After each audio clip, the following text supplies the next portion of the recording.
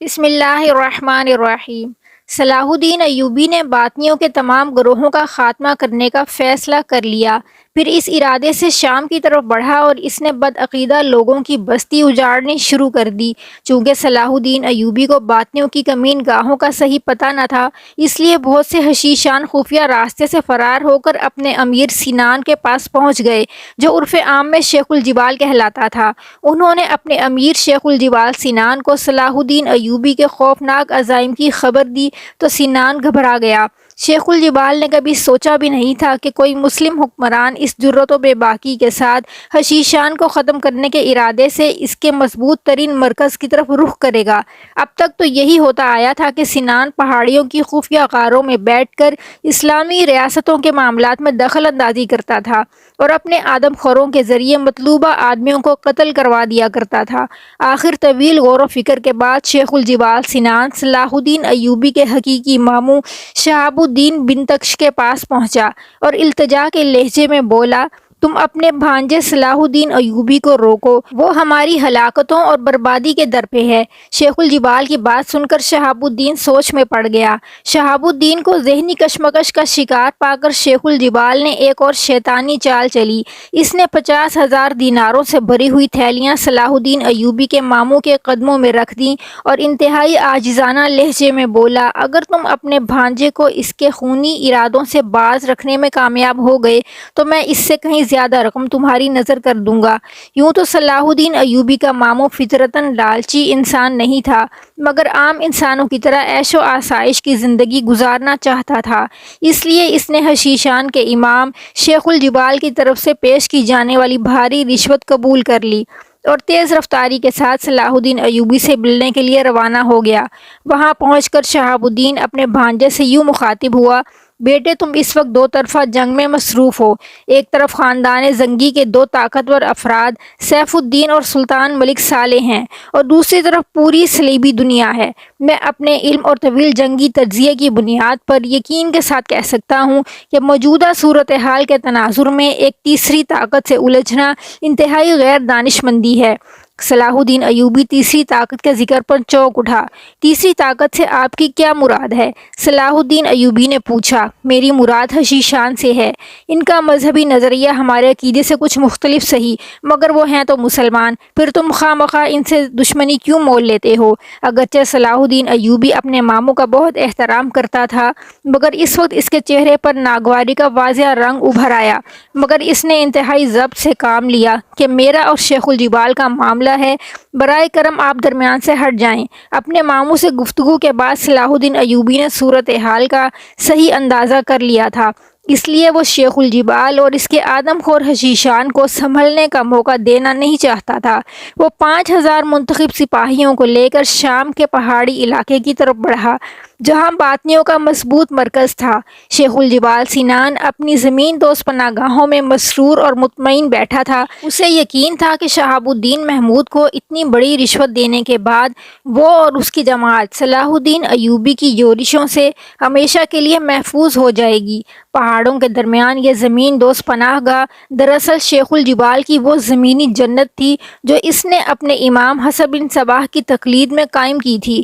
پہاڑی چٹانوں کو کاٹ کر ایک بڑا ہموار میدان بنایا گیا تھا، پھر اس پتھریلے میدان میں زرخیز علاقوں سے لا کر مٹی ڈالی گئی تھی اور اس طرح ایک انتہائی دلکش سبزہ زار بنایا گیا۔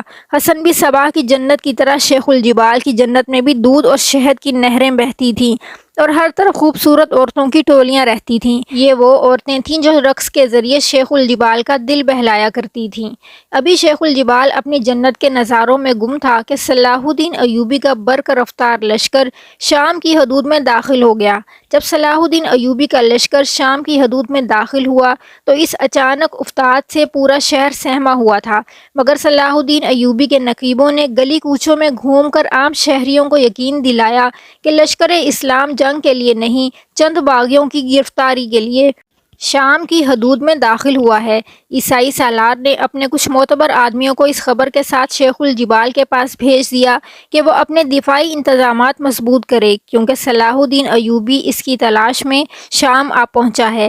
صلاح الدین ایوبی شیخ الجبال سنان کی خفیہ مراکز کے بارے میں کچھ نہیں جانتا تھا، اس لیے اس نے مقامی معززین کو طلب کیا اور ان کے سامنے تمام صورتحال بیان کرتے ہوئے کہا کہ میں اس سلسلے میں آپ حضرات سے صرف اتنا تعاون چاہتا ہوں کہ ان شیاطین کی خصوصی پناہ گاہوں کی نشاندہی کر دیں تاکہ ایک ہی کوشش میں ان فتنہ گروں کا خاتمہ کیا جا سکے۔ صلاح الدین ایوبی کی بات سن کر اس وقت موجود تمام معززین شام گہری سوچ میں ڈوب گئے۔ ان کی یہ کیفیت دیکھ کر صلاح الدین ایوبی نے یہی سمجھا کہ یہ مقامی لوگ شیخ الجبال سے خوفزدہ ہیں، اس لیے اس کے بارے میں کچھ بتانے سے گریزاں ہیں۔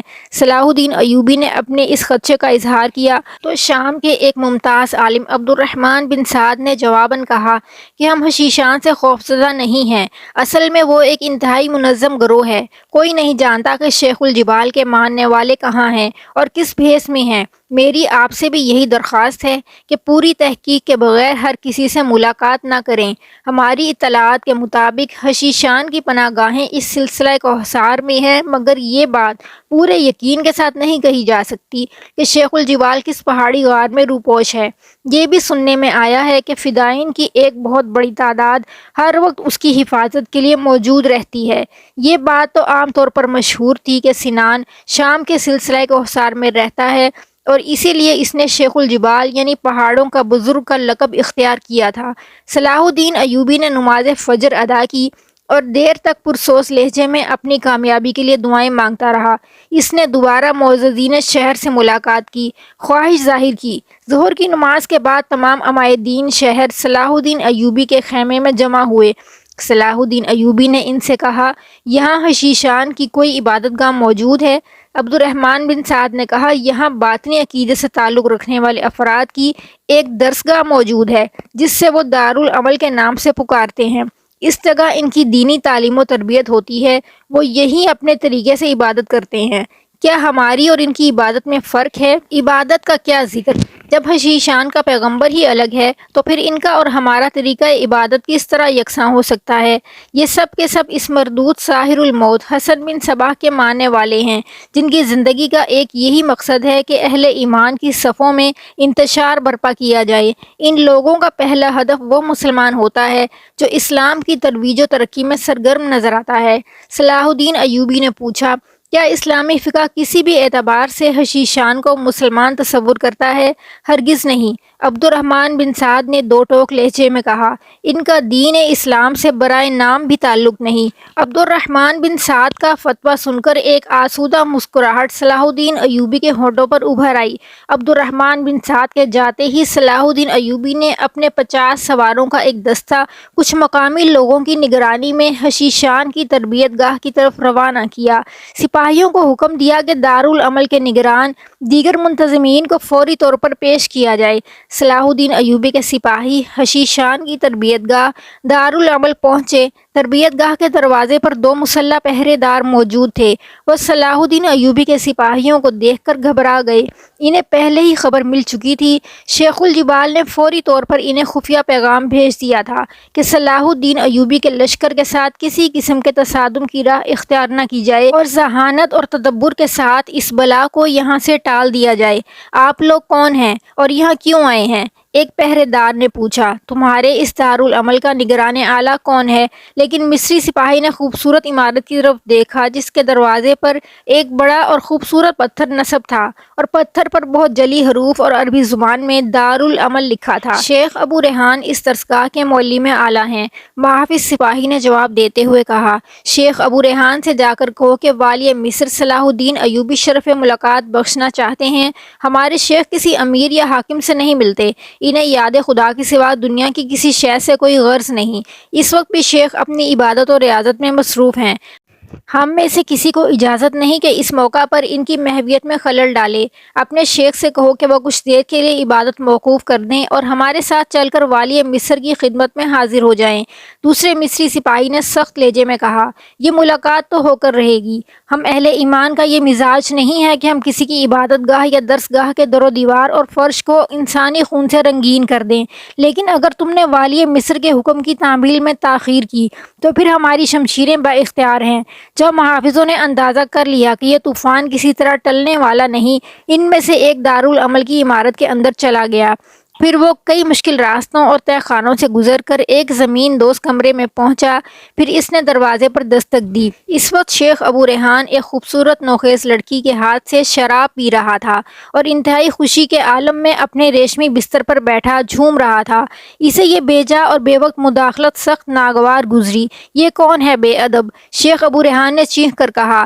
شیخ، موت ہمارے دروازے تک پہنچ گئی ہے۔ باہر سے محافظ کی انتہائی خوفزدہ آواز ابھری۔ محافظ اجازت کے بغیر دروازہ کھول کر شیخ ابو ریحان کے کمرے میں داخل ہو گیا اور پھر اس نے تمام صورتحال بیان کر دی۔ شیخ ابو ریحان اگرچہ سرخ و سفید بوڑھا تھا، لیکن اپنے محافظ کی زبانی پورا واقعہ سن کر اس کے چہرے پر موت کی سی زردی چھا گئی۔ کیا تم اپنی ذہانت اور ہوشیاری سے اس مصیبت کو ٹال نہیں سکتے؟ شیخ، ہم نے ہر چال چل کر دیکھ لی، مگر یہ طوفان ٹلنے والا نہیں۔ سلامتی اسی میں ہے اگر آپ فوری طور پر کچھ دیر کے لیے صلاح الدین ایوبی کے پاس چلے جائیں۔ اگر آپ نے ذرا بھی تاخیر کی تو اس کے سپاہی اپنی بے انعام شمشیروں کے ساتھ دارالعمل میں داخل ہو جائیں گے اور پھر ہر طرف خون ہی خون ہوگا۔ شیخ نے کانپتے ہاتھوں سے اپنی وہ عبا پہنی جس سے عالمانہ شان ظاہر ہوتی تھی۔ جب حشیشان کے سپاہی اور شیخ ابو ریحان صلاح الدین ایوبی کے خیمے کے دروازے پر پہنچے تو مصری سپاہیوں نے شیخ ابو ریحان اور دوسرے حشیشان کی سخت تلاشی لی اور پھر انہیں غیر مسلح کر کے والی مصر کے روبرو حاضر کر دیا۔ ہم لوگوں کو کس لیے اس زحمت میں مبتلا کیا گیا؟ ابو ریحان شراب کے اثر سے اپنی جگہ کھڑا جھوم رہا تھا اور اس کے چہرے سے شدید ناگواری جھلک رہی تھی۔ بیٹھ جاؤ، ہم اہل ایمان عمر رسیدہ لوگوں کا احترام کرتے ہیں۔ میں یہاں بیٹھنے نہیں آیا، اپنا مقصد بیان کرو اور مجھے جلد سے جلد رخصت دو۔ شیخ ابو ریحان کے لہجے سے ناگواری کا رنگ جھلک رہا تھا۔ کیا تم مسلمان ہو؟ صلاح الدین ایوبی نے انتہائی صبر و تحمل کا مظاہرہ کرتے ہوئے نرم لہجے میں سوال کیا۔ والی مصر کا سوال سن کر شیخ ابو ریحان کی بڑی بڑی آنکھوں میں ایک عجیب سا رنگ ابھرا جس میں خوف کی آمیزش تھی، مگر وہ نہایت مضبوط اعصاب کا انسان تھا۔ اس نے فوراً ہی اپنے اعصاب پر قابو پا لیا اور استقامت کے لہجے میں کہا، میرا مذہب اسلام سے کوئی تعلق نہیں، پھر تمہارا نام، بضاقطہ اور لباس مسلمانوں جیسے کیوں ہیں؟ والی مصر نے شیخ ابو ریحان سے ایک اور عجیب سوال کر ڈالا۔ میں لباس پہننے اور نام اختیار کرنے میں مکمل آزاد ہوں۔ شیخ ابو ریحان نے بلند آواز میں ایک ایک لفظ پر زور دیتے ہوئے کہا، بہت سے یہودیوں اور عیسائیوں کے نام بھی مسلمانوں جیسے ہیں، کیا ان کا تعلق بھی مذہب اسلام سے ہے؟ شیخ ابو ریحان نے اپنے طور پر ایک مضبوط دلیل پیش کی، مگر صلاح الدین ایوبی نے اس کی دلیل کو مسترد کرتے ہوئے کہا، عرب کے قدیم عیسائیوں اور یہودیوں کے کچھ نام ملتے جلتے ضرور ہیں، لیکن ان کے حلیے اہل ایمان سے بالکل مماثلت نہیں رکھتے۔ آئندہ میں اپنا حلیہ بدل ڈالوں گا تاکہ میری شکل و صورت مسلمانوں سے مشابہ نہ رہے۔ ابو ریحان، بس میرے آخری سوال کا جواب اور دے دو، اس کے بعد تم آزاد ہو۔ شیخ الجبال سنان اس وقت کہاں ہے؟ مجھے اس کی ایک پناہ گاہ کا سراغ چاہیے۔ سنان کا نام سن کر ایک لمحے کے لیے شیخ ابو ریحان گھبرا گیا۔ اس نے اپنے آپ کو سنبھالتے ہوئے سخت لہجے میں کہا، میں کسی شیخ الجبال کو نہیں جانتا۔ صلاح الدین ایوبی نے یہ سننے کے بعد ابو ریحان سے کوئی سوال نہیں کیا۔ اپنے سپاہیوں سے مخاطب ہو کر اس قدر بولا، تم ان لوگوں پر اتنا تشدد کرو کہ ان کی زبان سینوں میں چھپے ہوئے راز اگلنے پر مجبور ہو جائیں۔ وہ رات شیخ ابو ریحان اور دوسرے حشیشان پر بہت بھاری تھی۔ صلاح الدین ایوبی کی طاقتور سپاہی تھوڑے تھوڑے وقفے سے ان پر تازیانے برسا رہے تھے۔ نماز فجر ادا کرنے کے بعد صلاح الدین ایوبی اس خیمے میں داخل ہوا تو سب کے سب زمین پر نیم جاں پڑے ہوئے تھے، مگر ابھی تک کسی نے زبان نہیں کھولی تھی۔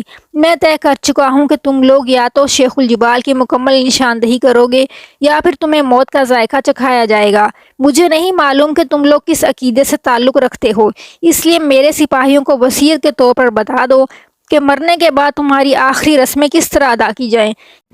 یہ کہہ کر صلاح الدین ایوبی جانے کے لیے مڑا ہی تھا کہ شیخ ابو ریحان زمین پر پڑے پڑے کراہا، خدا کے لیے مجھے تھوڑی سی شراب پلا دو تاکہ میں تمہیں کچھ بتانے کے قابل ہو سکوں۔ ہم شراب نہیں پیتے، اس لیے تیری خواہش پوری نہیں کی جا سکتی۔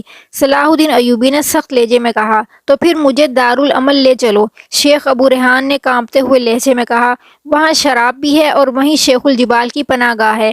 شیخ ابو ریحان اور دوسرے زخمی حشیشان کو دارالعمل لے جایا گیا اور خود صلاح الدین ایوبی بھی پوری طرح مسلح ہو کر اپنے حفاظتی دستے کے ساتھ دارالعمل میں داخل ہوا، جہاں اس کے سپاہی جگہ جگہ سے فرش کھود رہے تھے، مگر انہیں کسی قسم کی کامیابی حاصل نہیں ہوئی تھی۔ آخر جان بخشی کی شرط پر شیخ ابو ریحان نے دارالعمل کے طلسم کدا کا ایک ایک راز کھول دیا۔ یہاں تہ در تہ تہ خانے تھے جن تک کسی رہنما کے بغیر رسائی ممکن نہیں تھی۔ تہ خانوں میں سینکڑوں خوبصورت عورتیں اور دیگر منتظمین بھی روپوش تھے۔ شراب اور کھانے پینے کے سامان کا بہت بڑا ذخیرہ موجود تھا۔ جگہ جگہ حسن بن صباح کے بت نصب تھے۔ یہیں وہ سرنگ بھی موجود تھی جو شام کے سلسلہ کوہسار تک جاتی تھی۔ اسی سرنگ کے ذریعے شیخ الجبال سینان اپنے طلسم کدے میں آتا تھا اور خطرے کے وقت اسی راستے سے گزر کر اپنی پہاڑی پناہ گاہوں میں روپوش ہو جاتا تھا۔ صلاح الدین نے فوری طور پر ان تمام عورتوں اور دارالعمل کی خدمت گاروں کو گرفتار کر کے ایک طویل و عریض کمرے میں بند کر دیا۔ شراب کے تمام مٹکے، سراہیاں اور دیگر ساز و سامان توڑ دیا گیا، مگر حسن بن صباح کے سارے مجسموں کو حفاظت کے ساتھ مصری خیموں میں لے جایا گیا۔ شیخ ابو ریحان کے حکم پر اس کی ایک خاص خدمتگار نے ان تمام غاروں کی نشاندہی کر دی جہاں شیخ الجبال اور اس کے 5000 مسلح فدائین چھپے ہوئے تھے۔ مکمل معلومات حاصل کرنے کے بعد صلاح الدین ایوبی نے حشیشان کے خلاف اپنا نقشہ جنگ ترتیب دیا۔ پہلے اس نے شام کے تمام علاقوں سے سینکڑوں من مٹی کا تیل، روئی اور کپڑا جمع کیا، پھر ہر غار کے دہانے پر 500 مسلح سپاہی کھڑے کر دیے۔ حشیشان کے فرار کے تمام راستے بند کرنے کے بعد صلاح الدین ایوبی نے دارالعمل کی سرنگ سے اپنی جنگ کا آغاز کیا۔ سب سے پہلے بہت دیر تک سرنگ میں مٹی کا تیل بہایا گیا، پھر روئی اور کپڑے کو تیل میں بھگو کر ان کی مشعلیں بنائی گئیں، پھر انہیں آگ لگا کر پوری طاقت سے سرنگ کے اندر پھینک دیا گیا۔ تھوڑی ہی دیر میں آگ بھڑک اٹھی اور دیکھنے والوں کو یوں محسوس ہوا جیسے آگ کا ایک دریا ہے جو آگے ہی بڑھتا جا رہا ہے۔ یہی عمل تمام غاروں میں دہرایا گیا تھا۔ جہاں تک باہر جانے والے مٹی کا تیل پہنچ سکتا تھا وہاں تک مشعلوں نے آگ لگا دی۔ صلاح الدین کا حکم تھا کہ سرنگ اور غاروں کے دہانوں کی آگ ایک لمحے کے لیے بھی بجھنے نہ پائے۔ نتیجتاً مصری سپاہی تھوڑی تھوڑی دیر بعد جلتی ہوئی مشعلیں اندر پھینکتے رہے تاکہ شعلوں کی تپش اور دھوؤں کا سلسلہ جاری رہے۔ شیخ الجبال شیطانی تدبیریں سوچنے میں بہت آگے تھا، مگر صلاح الدین ایوبی جنگی چالوں کا ماہر تھا۔ اس نے حشیشان کی پناہ گاہوں میں اپنے فوجی بھیجنے کی بجائے آگ کے سپاہی روانہ کیے، جنہوں نے دیکھتے ہی دیکھتے شیخ الجبال اور اس کے فدائین کو چاروں طرف سے گھیر لیا۔ ان آدم خوروں نے آگ کو اپنی طرف بڑھتے ہوئے دیکھا تو بھاگ کر زمین دوز راستے سے دوسرے غار میں داخل ہوئے، مگر وہاں بھی بھڑکتی ہوئی آگ کے شعلے تیزی سے ان کی طرف بڑھ رہے تھے۔ پھر وہ بدحواس ہو کر تیسرے غار میں داخل ہوئے، لیکن وہاں بھی آگ کے سوا کچھ نہ تھا۔ یہ ہولناک منظر دیکھ کر شیخ الجبال وحشیانہ انداز میں چیختے ہوئے چوتھے غار میں پہنچا۔ وہاں بھی آگ کے شعلے اس کے منتظر تھے۔ اب شیخ الجبال کی قوت برداشت مکمل طور پر جواب دے چکی تھی۔ اس نے انتہائی کربناک لہجے میں اپنے پیغمبر حسن بن صباح کو پکارا، تو نے اپنے ماننے والوں سے وعدہ کیا ہے کہ تو ہر مصیبت کے وقت ہماری مدد کو آئے گا، پھر تو آ کیوں نہیں جاتا؟ ہمیں اس آگ سے نجات دے۔ پورے غار میں دھواں بھر چکا تھا جس کے اثر سے شیخ الجبال کا دم گھٹنے لگا۔ ہم نے تیرے پیچھے اپنا سب کچھ لٹا دیا، مگر افسوس اس عذاب کے وقت تو نے بھی ہمیں تنہا چھوڑ دیا۔ پھر وہ آخری بار پوری قوت سے چیخا، تجھ پر خدا کی لعنت ہو۔ یہ کہتے ہوئے شیخ الجبال بے ہوش ہو کر زمین پر گر پڑا۔ عجیب عبرتناک منظر تھا۔ اگر کوئی باہر سے دیکھتا تو اسے شیخ الجبال کی محفوظ پناہ گاہوں پر دوزخ کی ایک چھوٹے سے ٹکڑے کا گمان ہوتا۔ غاروں میں روپوش مسلح فدائین آگ اور دھوئیں سے بچنے کے لیے کچھ دیر تک تو ادھر سے ادھر بھاگتے رہے، پھر انہوں نے طے کر لیا کہ وہ بے کسی کی موت مرنے کی بجائے کھلے میدان میں صلاح الدین ایوبی کی فوج کا مقابلہ کریں گے۔ ہر حشیشہ اپنی جان بچانے کی فکر میں تھا، چنانچہ غاروں کے دہانوں تک پہنچنے کے لیے آپس میں کشمکش شروع ہو گئی، اور پھر اس کشمکش کا انجام یہ ہوا کہ بیشتر حشیشان ان تنگ راستوں میں بری طرح پھنس کر رہ گئے۔ باہر نکلنے کی کوشش میں ایک دوسرے کو مارنے لگے۔ ان کی ایک بڑی تعداد دم گھٹنے سے مر گئی، اور تھوڑے بہت آگ اور دھوئیں سے بچ نکلنے میں کامیاب ہو گئے۔